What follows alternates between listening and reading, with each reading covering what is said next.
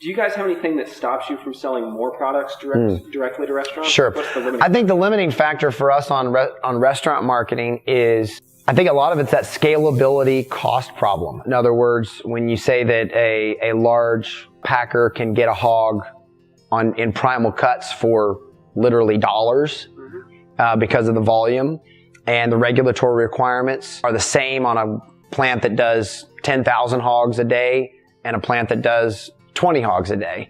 We see it mostly in that beef and pork range, where we have the processing costs from a small plant, which we love. We get along great with our small plant.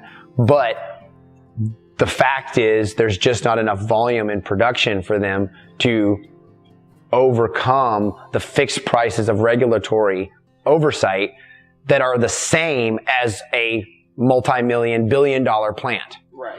And so I think that's where we see. So what that does is create a cost prohibition as we pass that on to the customer to make us competitive, or to allow us to be competitive to commodity prices.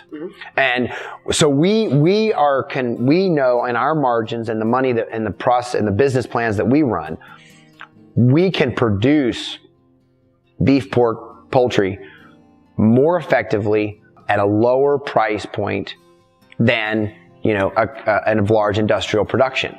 Where the sticky part becomes is the actual processing and distribution, because we're doing it in small amounts. Right. And so that's where that gets passed on to the customer. So, when you look at the price point of our product, when it goes from birth or hatching to ready for market, we're better than confinement operations. We're better than commodity operations. We get that because we're a least cost producer. We're very low in production.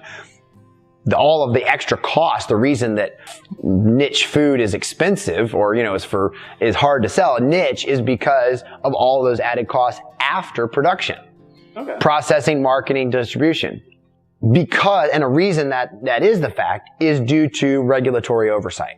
Okay. Realize that I could have a skilled butcher come to the farm, have a nice cement pad, maybe a small little room. Right.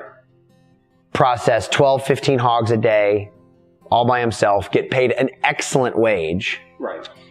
And sell pork in complete compliance with regulatory code from a cleanliness standpoint. Right.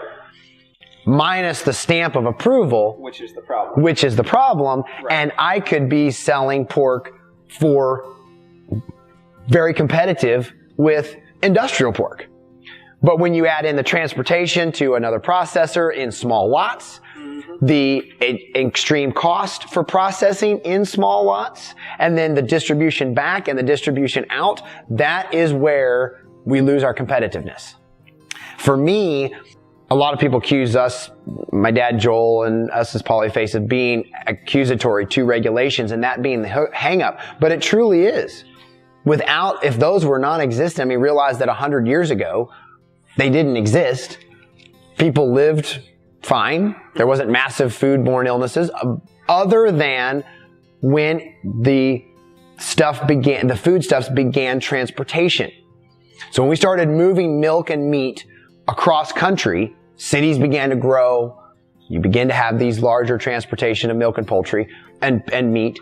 Suddenly you did have food issues. But when people were eating from their own backyard, and I use backyard figuratively, within a few miles from a small food shed, there wasn't the large foodborne bacteria problems. So the fact that we're still here after thousands of years of living without the USDA has a fairly large precedent to the fact that it's doable. Right. Okay. Now, I understand if you're shipping from Virginia to California, if you're shipping from Brazil to here, there are requirements, and I get that, and I'm not saying it doesn't need to happen. However, if I'm wanting to sell to my neighbor with an inspection with a food that should be free of inspection, it seems like we ought to be able to come up with something that works, some type of exemptions that would work, and then we would be on a cost competitive scale. So for me, a lot of the hurdles to reach other markets is the logistics of distribution in a competitive way and the regulatory hurdles that keep me from doing what I want to do. Right.